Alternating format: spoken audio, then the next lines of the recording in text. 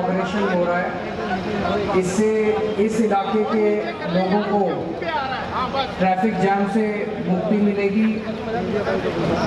खासकर पूर्वी दिल्ली के लोगों को इससे काफ़ी सहूलियत मिलेगी। तो मैं दिल्ली के लोगों को और ख़ासकर पूर्वी दिल्ली के लोगों को बधाई देना चाहता हूँ। मैं पीडब्ल्यूडी विभाग के इंजीनियर्स को, कॉन्ट्रैक्टर्स को भी बधाई देना चाहता हूँ जिन्होंने ये काम पूरा किया है। जब से आम आदमी पार्टी की सरकार बनी है, पिछले 6-7 साल के अंदर दिल्ली में इंफ्रास्ट्रक्चर के खासकर बहुत सारे प्रोजेक्ट्स हुए हैं और जिस तेज़ी के साथ पीडब्ल्यूडी काम कर रहा है, समय से कम समय में पीडब्ल्यूडी अपने प्रोजेक्ट्स पूरे कर लेता है। जो एस्टिमेटेड कॉस्ट्स हैं उसमें बचत करता है। डिज़ाइन इस तरह से बनाए जाते हैं जो कि ज़्यादा टिकाऊ होते हैं और बचत करने वाले होते हैं। क्योंकि अब दिल्ली के अंदर ईमानदार सरकार है, तो पीडब्ल्यूडी बहुत शानदार काम कर रहा है और इंफ्रास्ट्रक्चर को अब नेक्स्ट लेवल पे दिल्ली में ले जाने की पूरी तैयारी चल रही है। अगर आपके कोई क्वेश्चन हैं तो। और किस तरह के प्रोजेक्ट आने वाले दिनों में दिल्ली में देखने मिले, क्योंकि कोरोना की वजह से कितना नुकसान हुआ? ये वाला पूरा 1.5 साल और लगेगा, मार्च 23। वो जो अभी देखा आप लोगों ने, इन्होंने समझाया 2 हिस्से हैं जहाँ पे ज़मीन नहीं थी, विवाद चल रहा था।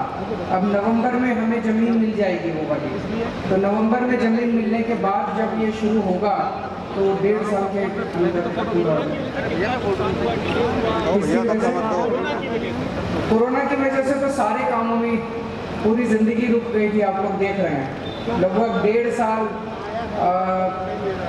सारे प्रोजेक्ट्स एक तरह से 1.5 साल के लिए रुक गए थे। अब जब कोरोना नॉर्मल होने लगा है तो सारी ज़िंदगी फिर से ट्रैक पे आने लगी है। सर स्कूल भी खुल रहे हैं, उसके बारे में एजुकेशन मिनिस्टर साथ ही करेंगे। मैंने कल भी बताया था कि 1 सितंबर से स्कूल खोलने की तैयारी है, स्कूल कॉलेज और उसका प्रॉपर SOP हम जारी करेंगे। बस एक ही चीज़ है कि किसी भी बच्चे को स्कूल आने के लिए बाध्य नहीं किया जाएगा, या उसको स्कूल नहीं आने पर पता है कि ऑनलाइन क्लास है तो लेगा, तो ऑनलाइन क्लास की सुविधा नहीं। सर एक सवाल है छोटा सा, स्कूलों में वैक्सीनेशन भी चल रहा है, स्कूल खुलेंगे तो वैक्सीनेशन का क्या होगा या जहाँ जहाँ वैक्सीनेशन चल रहा है हमने उसकी पूरी समीक्षा कर दी है।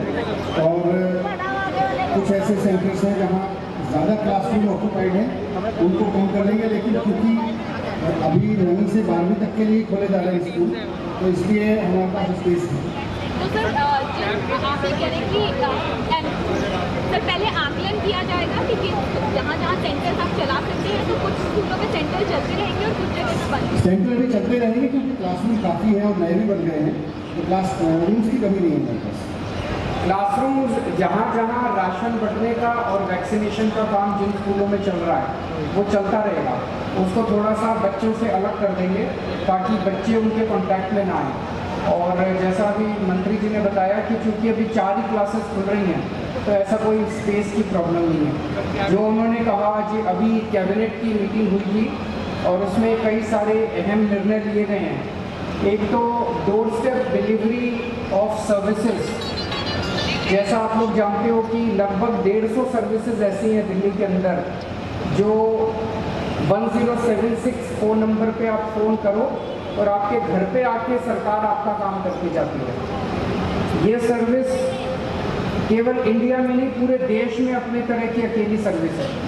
आपको अपना कोई भी काम कराना है सरकार से, आप फ़ोन करो और घर आके अफसर आपका काम करके जाता है। ये जो सर्विस कंपनी दे रही थी, जिस कंपनी को पिछले वाला कॉन्ट्रैक्ट मिला था, वो अभी इस महीने पूरा हो रहा है।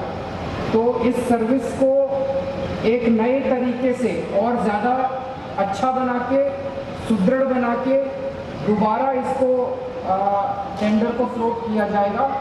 उसके बारे में आज कैबिनेट ने निर्णय लिया है और इसमें कई सारे चेंजेस, जैसे 1076 को टोल फ्री किया जाएगा। पहले पूरी दिल्ली एक ही कंपनी करती थी, अब इसको 2 हिस्सों में बांटा जा रहा है ताकि इनके बीच में एक तरह से कंपटीशन भी रहे। बाई चांस एक कंपनी का काम ठीक नहीं होता तो दूसरी कंपनी को इन्वॉल्व किया जा सकता, तो 2 हिस्सों में इसको, इस तरह के कई सारे चेंजेस हैं जो अभी थोड़ी देर में प्रेस रिलीज के जरिए आपको बताए जाएंगे। दूसरा, हेल्थ इंफॉर्मेशन मैनेजमेंट सिस्टम, जो आप लोग जानते हैं कि दिल्ली के सारे अस्पतालों को एक साथ जोड़ा जा रहा है, सबको एक प्लेटफॉर्म पे लाया जा रहा है और एक पोर्टल बनाया जा रहा है जिसके ज़रिए हमें पता रहेगा किस अस्पताल में कितने बेड खाली हैं, किस अस्पताल में कौन सी कितनी दवाई है, सारी स्टाफ पोजीशन, मेडिकल पोजीशन, सारी चीज़ें, बेड कितने, किस अस्पताल में कितने वेंटिलेटर खाली हैं, आपको क्लिक ऑफ द बटन पे पता चल जाएगा। इसके ज़रिए आप डॉक्टरों से आपको लंबी लंबी लाइनें लगाने की जरूरत नहीं पड़ेगी अस्पतालों के अंदर। आप अपने फ़ोन के ऊपर ही डॉक्टर से अपॉइंटमेंट फिक्स कर सकते हैं और तय समय के ऊपर आप अस्पताल जा सकते हैं। तो ये पूरा का पूरा सिस्टम बनाने का आज कॉन्ट्रैक्ट दे दिया गया है। कौन सी कंपनी है? NEC को कॉन्ट्रैक्ट दे दिया गया है और 130 करोड़ के लगभग का ये पूरा प्रोजेक्ट है। तो वो पैसा भी सैंक्शन कर दिया गया है और इस कंपनी को अवार्ड भी कर दिया गया है। हाँ, लगभग 7,000 नए बेड्स तैयार किए जा रहे हैं सरकारी हॉस्पिटल्स के। तरह की बेड नहीं भी आती है तो ये एक तरह से अपने लिए, दिल्ली के लोगों के लिए परमानेंटली 7,000 नए बेड्स तैयार हो जाएंगे। तो ये कुछ मुख्य निर्णय आज कैबिनेट के अंदर। पेरेंट्स भी, एक समय ऐसा था जब पेरेंट्स कहते थे कि हमें बच्चों की बड़ी चिंता है, अभी मत भेजना।